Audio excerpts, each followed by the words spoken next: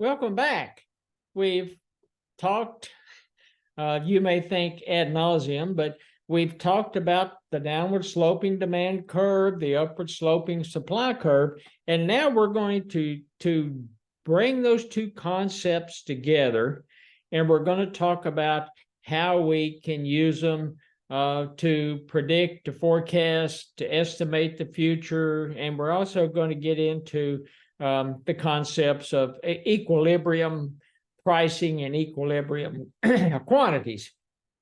So the model of demand and supply, just the text says that the model that uses demand and supply curves to explain the determination of price and quantities in the market. Demand curve shows the quantities of a particular good or service that buyers are willing and able to purchase at each price during a specified time period. Supply curve shows the quantities of a particular good or service that sellers are willing to offer for sale at each price during the same period. Makes sense. Pretty straightforward, pretty cut and dried.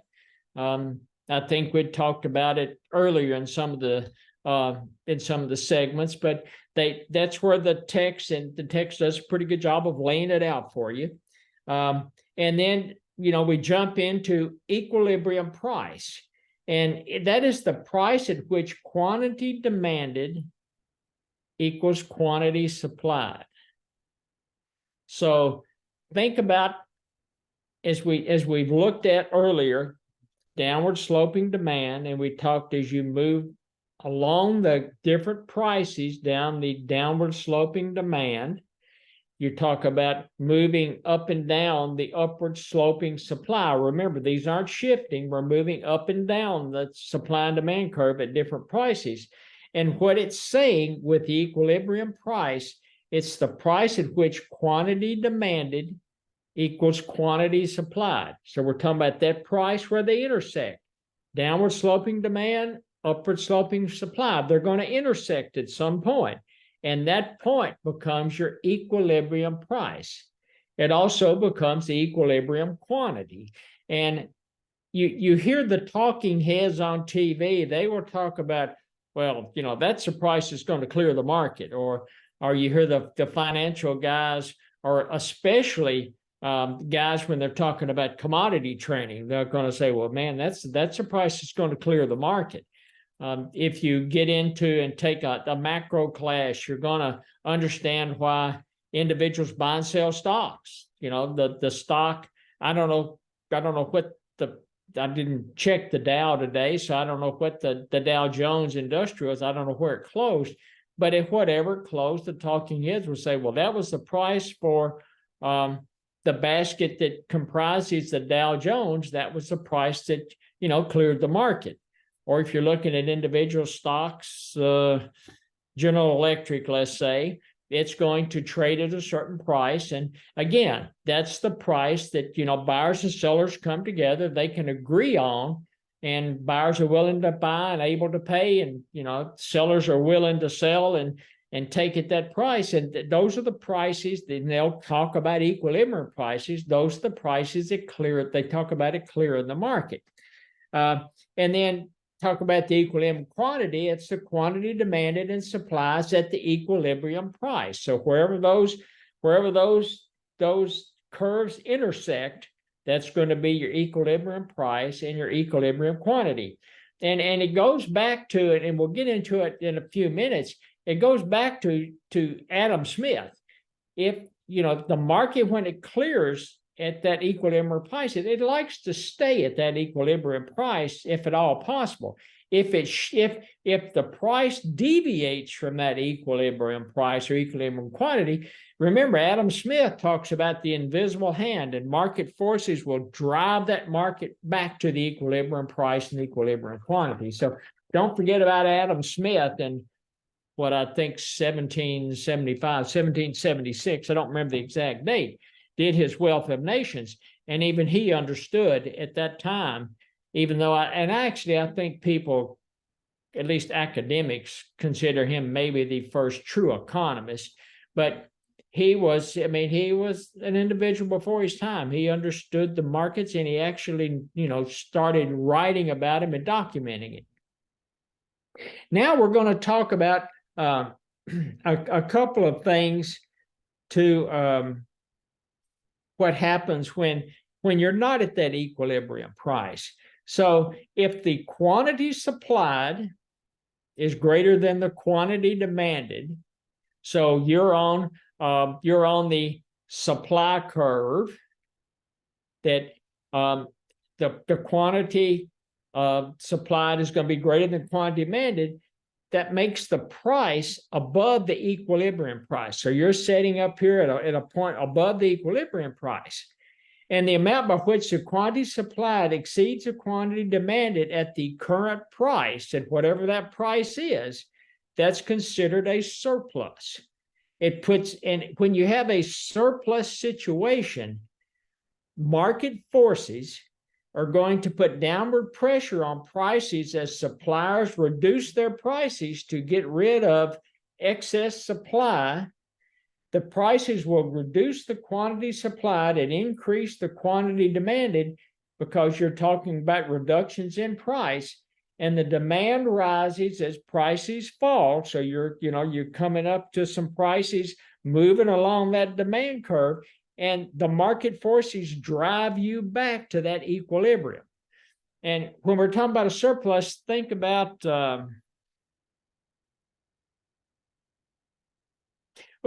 think about a department store.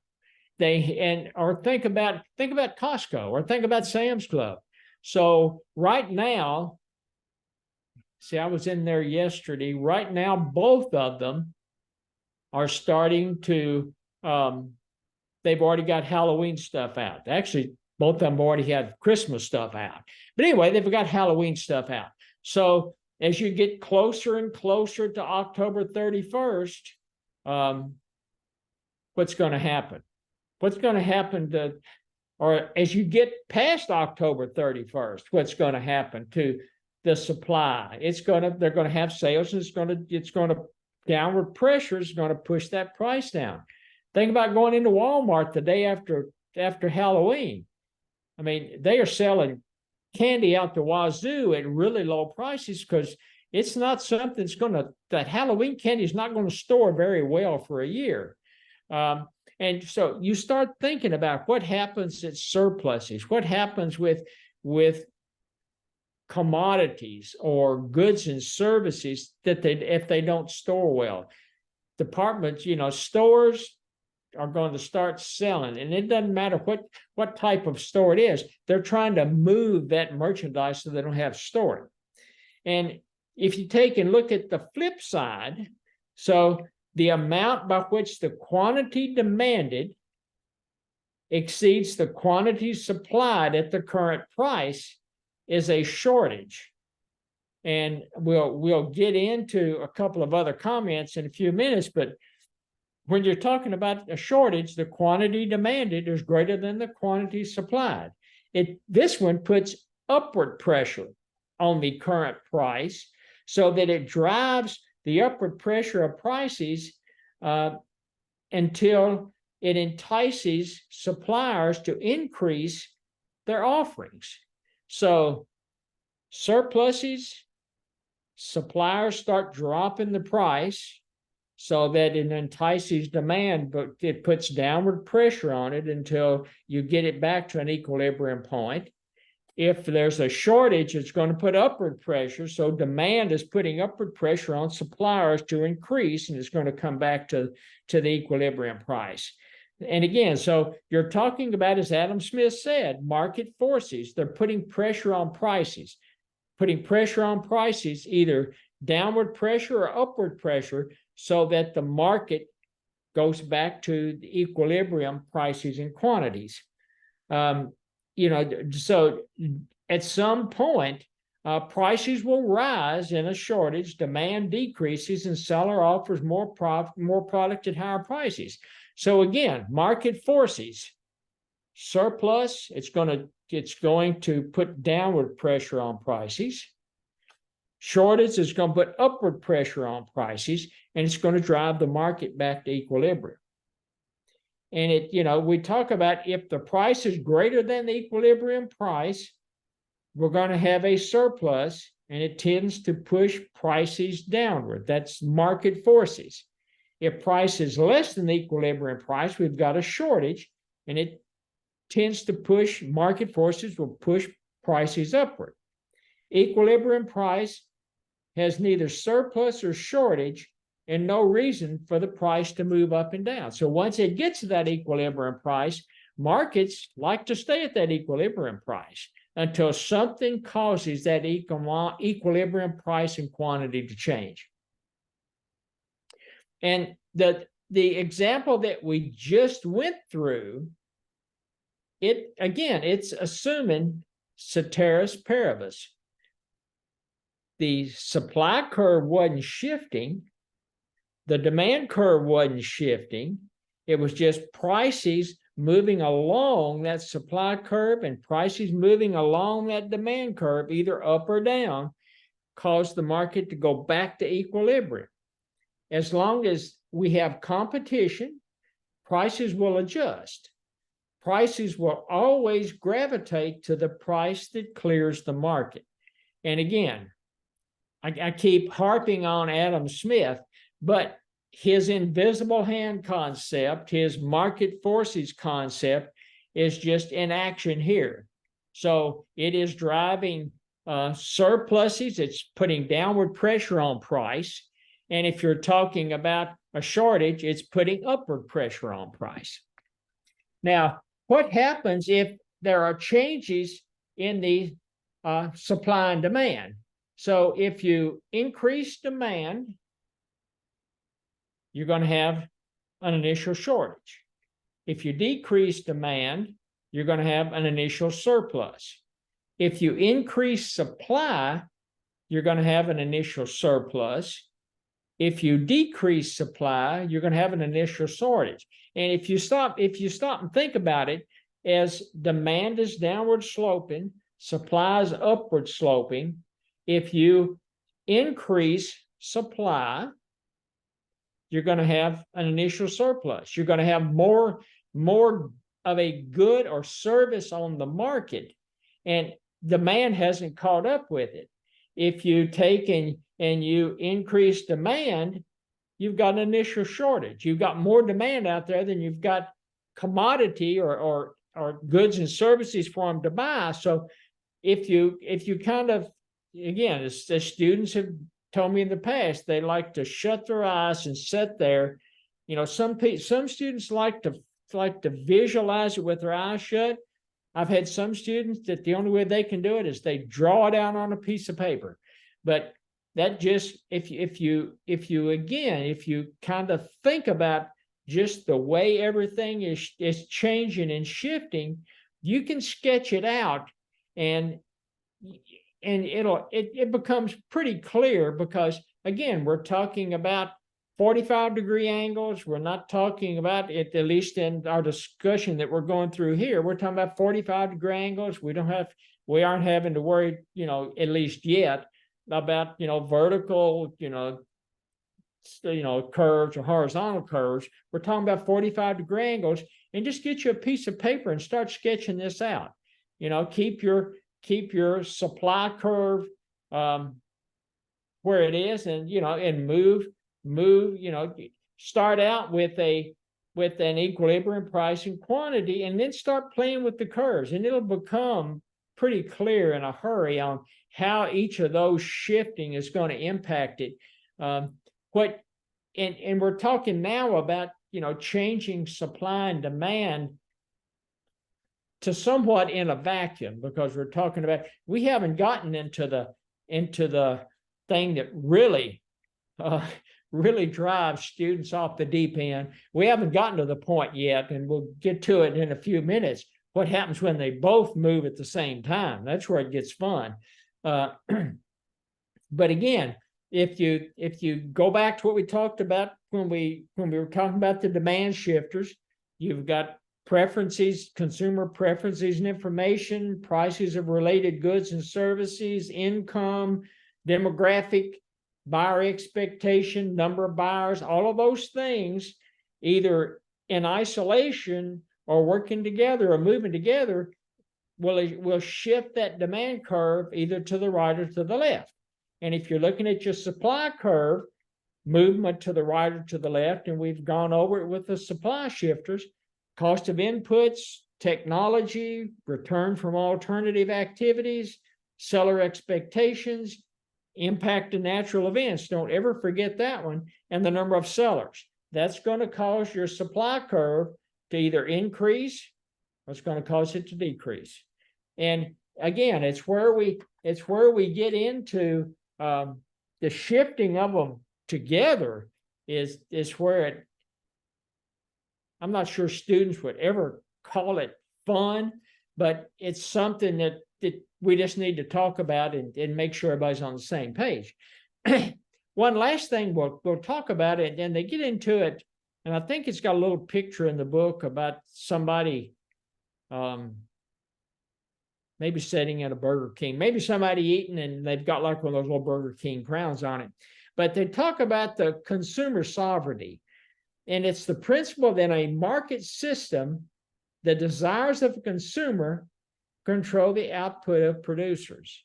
And to a certain extent, that's true. Now, they're controlling the output. Sometimes there's a lag in that control of the output because the consumer sovereignty, it takes that, here's your demand curve sitting here at consumer sovereignty, pushes that demand curve out. And now all of a sudden there's a shortage, and it takes producers a while to catch up. But they are actually driving. What do they call it? The tail wagging the dog. They're actually driving the decisions of the output of producers by in that phrase or that terminology called consumer sovereignty. And they go into and I like the way they actually laid it out in the book. They talk about, what's going to happen if your employer wants your opinion. And it happens depending on the job qualifications and what's required of you in a business that you get into. And again, if you work for a company, you're going to be asked that question, what is going to happen to our output next summer? Or if you're an entrepreneur and you're trying to set up your business, you've got to constantly be aware of market forces and market changes and what's going to do to your business. But they talk about it's kind of a 4-step process. And first, it's take your little 45-degree angles, draw out your supply and demand graph, determine which curve the event will impact. If you say, I'm trying to think of something in healthcare that, so in healthcare, we were constantly, and healthcare still is, constantly being impacted by decisions that CMS is the government agency that controls Medicare and Medicaid. So you're constantly you're receiving laws and regulations and directives from CMS that's going to impact Medicare and Medicaid. But the thing that especially confuses or impacts healthcare more so is a lot of the laws and regulations that impact Medicare and Medicaid trickles down into the commercial health plan. So you're constantly being asked, graph out what's going to happen to, or a new drug's going to come on the market. Let's say a new high-cost drug is going to come on the market, and the CFO comes in and asks you, said, okay, this drug is supposed to be FDA approved and it's going to hit the market in October the 1st of 2023. What's that going to do to the healthcare costs that we're going to incur? And so as an economist, you're sitting there, okay, thinking, let's say it's a diabetic drug. So it's going to impact your diabetic population. So you're scrambling around and you're using ICD-9 diagnosis codes and, claims, paid claims information, and you're trying to identify that type of population that this drug is going to impact. So you're looking for diabetic patients that have submitted claims. So those are the kind of things, and so you're drawing out your demand and your supply curves, and so you have to figure out. So in that case, it's going to be the demand for this drug, and we know it's going to impact the demand curve. And then you determine which direction the curve will shift. And if it's a drug that it's going to impact that population, more than likely that that demand curve, it's going to shift to the right and go up. And then you're trying to find, as it shifts up, you're trying to find what that new equilibrium price and that new quantity is going to be. So it makes it really different, especially in healthcare. But it's not unusual for your supervisor to come and ask you those questions. It's going to be the same thing if you're in banking. You're wondering, what would be the impact of going to not having, the banks open on Saturday, or, let's say you decide to go, to a 4-day work week and only keep banks open, 4 days a week. What's the impact on the banking industry going to be if everybody switches to automated banking and, that type thing? So those are all kind of work that you would be doing as an economist. And the little 4-part thing that they parse out there to you, it's the 4 steps are going to be, actually it's going to be pretty valuable for you to sit down, and you might not be able to get the exact numbers you need, but you'll be able to sit down with your supervisor and say, okay, I don't know the exact numbers, but here's the way I see it. It's going to impact the equilibrium price by raising it. It's going to impact the equilibrium price by lowering it. It's going to shift the quantities, the equilibrium quantity. It's going to shift this in this direction or that direction. So at least you'll be able to give them an idea of what you think the market forces are going to shift the supply and demand curve. And then we'll spend a few minutes talking about the simultaneous shifts when the supply and demand curve are both shifting. And to me, I can walk you through it here, but the easiest thing to do when you're looking at this, and they provide you a little graph in the textbook that's actually really helpful. So it's a really helpful kind of scenario and kind of methodology that you can use, but it puts it out in it's like a little 2x2 table. And that's one of those little 2x2 tables that it probably doesn't hurt to kind of put it in your back pocket and keep it with you, because it'll be extremely useful when you're studying for your test, or even once you get out into the as an employee and in corporate America. So if you think about it, if you've got let's see if I can't walk you through it and make it understandable. So if they're talking about a decrease in supply, so supply's moving to the left. They're talking about a decrease in demand, it's moving down to the left. And again, it's the best if you get your pencil and paper and draw this out. What's that going to happen? You automatically know that demand for a good or service is shrinking, the supply of that good or service is shrinking. So it should be obvious that the equilibrium quantity is going to shift. What you don't know is how much the price is going to change, because it's going to depend on the magnitude of the shifts in your supply curve and your demand curve. Now, and it's the same thing when you've got an increase in demand, okay? You've got an increase in supply. So you know that the quantity, because they're both increasing, the quantity, the equilibrium quantity is going to go up. You don't know what's going to happen to price. So if you in your mind, you start to think about this, if they're both moving, if the demand curve and the supply curve are both moving in the same direction, demand is decreasing, supply curve is decreasing, quantity is automatically going to go down. You just don't know what's going to happen to the price, to the equilibrium price. If the demand curve is shifting and increasing, if the supply curve is shifting and increasing, you know that the quantity is going to go up. It's, again, you don't know what's going to happen to the price.